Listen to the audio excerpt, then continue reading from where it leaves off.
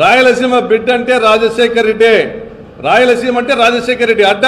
ఈ రాయలసీమకు మేలు చేసిన, రాయలసీమకు సాగునీరు తెచ్చిన ఈ ప్రాంత పిల్లలు వివిధ దేశాల్లో ఈరోజు ఐటీ ఉద్యోగులుగా స్థిరపడిన, ఫీజు రియంబర్స్మెంట్ తీసుకొచ్చిన, లక్షలాది ప్రాణాలు కాపాడిన ఒక రాజశేఖర రెడ్డి గారికే దక్కుతుంది ఆ ఖ్యాతి. రాయలసీమ బిడ్డ అంటే డాక్టర్ వైఎస్ రాజశేఖర రెడ్డి. ఇచ్చిన మాట నిలబెట్టుకోవడం అంటే వైఎస్ జగన్మోహన్ రెడ్డి గారికే సొంతం. మీలాగా ప్రజల్ని వంచిన ప్రజల్ని మళ్ళీ మోసం చేసేదానికి మళ్ళీ అబద్ధాలు చెప్పేటువంటి నాటకాలు ఇంతవరకు ఎవరు కూడా చేయలేదు ఈ రాయలసీమలో పుట్టినటువంటి నేతలు, మీరు మినహా. ఇప్పటికైనా మీరు మీ సొంత డబ్బాలు కొట్టుకొని మానేసి, మీకు ప్రజలు ఇచ్చింది 5 ఏళ్లకే, సంవత్సరం గడిచిపోయింది, ఇప్పటికే మీరు మోసం చేశారనే అభిప్రాయంలో ఉన్నారు. పథకాల విషయంలో రాయలసీమ తిరగబడబోతా ఉంది. రాయలసీమ ప్రజలందరూ జగన్మోహన్ రెడ్డి గారి వెంట కవాతు దొక్కేటువంటి పరిస్థితి రాబోతా ఉంది. రాయలసీమ ప్రాజెక్టులను మీరు తుంగలో దొక్కేటువంటి కార్యక్రమం చేయబోతా ఉన్నారు. ఖబర్దార్ చంద్రబాబు నాయుడు గారు, రాయలసీమకు అన్యాయం చేస్తే మీ గద్దె దిగడం ఖాయమని కూడా హెచ్చరిస్తా ఉన్నాం. ఈ సందర్భంగా ఈ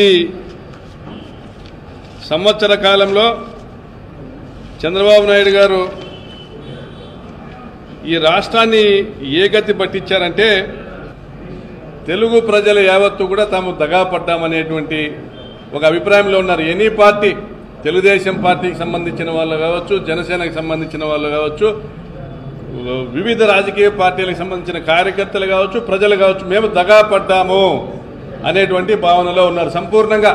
ఎందుకంటే జగన్మోహన్ రెడ్డి గారు ముఖ్యమంత్రి అయిన తొలి సంవత్సరం నుంచే ఇచ్చిన నవరత్నాల హామీలను అమలు పరుస్తూ వచ్చారు. ప్రత్యేకించి రైతు భరోసా అనేది రెండవ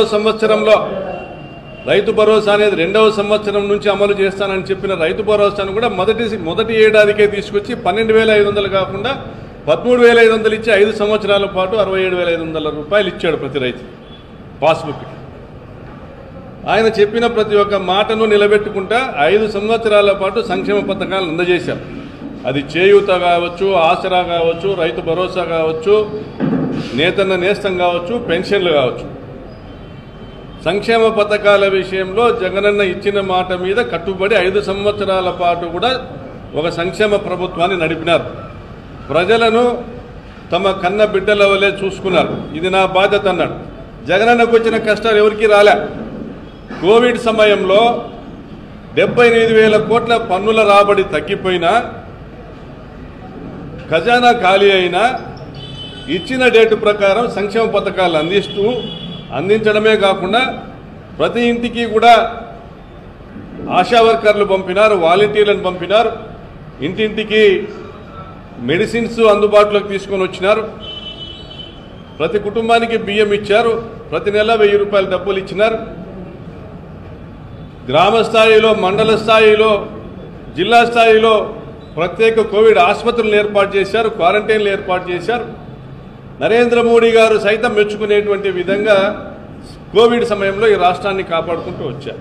దేశానికే ఆదర్శమయ్యారు. మరి అభివృద్ధి చేయలేదంటే అభివృద్ధిలో కూడా హార్బర్లు నిర్మించారు,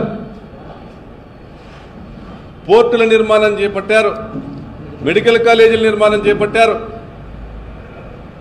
పోలవరం గేట్లు బిగించి పోలవరానికి రూపును తీసుకొచ్చారు, వెలుగొండను దాదాపు పూర్తి చేశారు.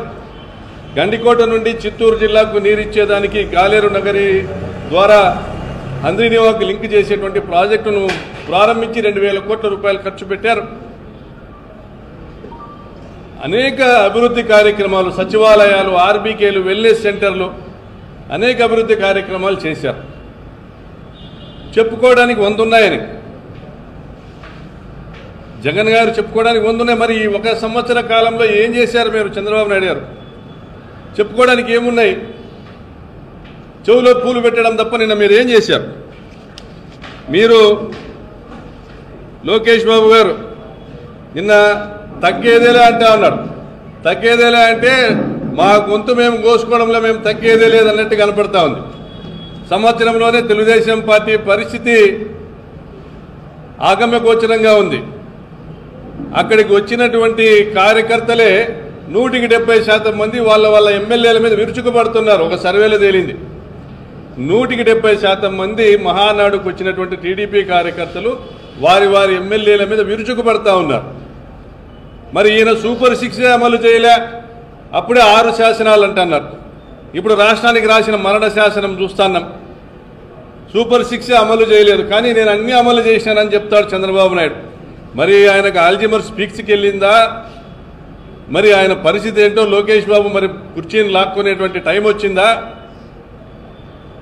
ఇప్పటికీ పెన్షన్ మినహా వేరే ఏదైనా చేసింది ఉందా? కరెంటు బిల్లులు నేను పెంచనన్నాడు చంద్రబాబు,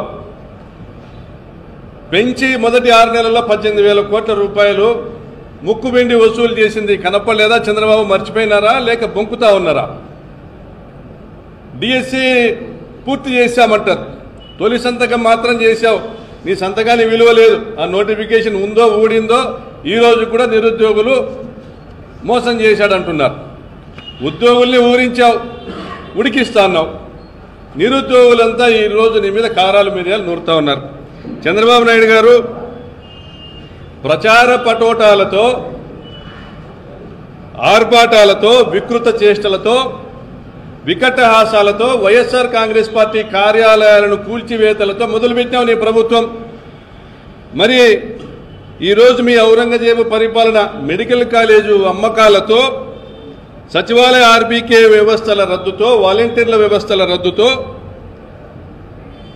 వెనుకబడిన ప్రాంతాల తాగు సాగునీటి ప్రాజెక్టుల రద్దుతో, మహిళా సాధికార వ్యవస్థను నిర్వీర్యం చేయడంతో, విద్యార్థుల భవిష్యత్తును చిదిమేస్తూ, ఉన్న ఉద్యోగాలు రద్దు చేస్తూ, నిరుద్యోగులను మోసం చేస్తూ, మీరు వ్యవస్థలన్నింటినీ నాశనం చేసి, ఈ రాష్ట్రంలో వ్యవస్థలన్నింటి కనపడటంలే, లా అండ్ ఆర్డర్ అనేటువంటి పదానికి అర్థమే తెలియని పరిస్థితుల్లో ప్రజల్ని నెట్టి పోలీసులను మీ గోర్ఖాలుగా వాడుకొని ఈరోజు ఒక అరాచక రాజ్యాన్ని, మీ రౌడీ రాజ్యాంగాన్ని ఏర్పాటు చేసి ఒక గూండా రాజ్యాన్ని ఏర్పాటు చేశారు రాష్ట్రంలో. పథకాలు అడిగితే గొంతు కోస్తారేమో, గొంతెత్తితే గొంతు కోస్తారేమో అనేటువంటి ఒక భయాన్ని కల్పించారు ఈరోజు రాష్ట్రంలో. వైఎస్ఆర్ కాంగ్రెస్ పార్టీ నాయకులను జైళ్లకు పంపి దాన్ని గొప్పలుగా చెప్పుకుంటా ఉన్నారు మహానాడులో. ఒక ఆయన ఎక్కడ పోయాడో తెలియదంటే, ఇంకొక ఆయన జైల్లో ఉన్నాడంటే, ఇంకొకరికి ఏమైందో తెలుసు కదా అంటున్నాడు. రెడ్ బుక్ గురించి గొప్పగా చెప్పుకుంటా ఉన్నాడు. మరి మీకు అధికారం ఇచ్చింది ఇందుకేనా అని ప్రజలు చర్చించుకుంటా ఉన్నారు. మరోవైపు సంక్షేమ పథకాల విషయంలో మీరు మోసం చేసిన ప్రతి ఒక్క విషయం కూడా ఈరోజు ప్రజలు చర్చించుకుంటా ఉన్నారు. మరి చెవులో పూలు పెట్టే కార్యక్రమం, కరెంటు బిల్లులు పెంచనన్నావు, పెంచేశావు. 2005లో మొదలైన హంద్రీనీవా, గాలేరు నగరి మరియు హెచ్ఎల్సి మోడర్నైజేషన్ పూర్తి చేయలేదు.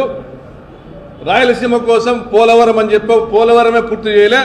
అప్పుడే ఏ ప్రాజెక్టు కూడా పూర్తి చేయలేదు. 2005లో మొదలైన ప్రాజెక్టులు అప్పుడే పోలవరం నుంచి బనకచెర్లకు 80,000 కోట్లతో పనులు అనౌన్స్ చేస్తా ఉన్నావు.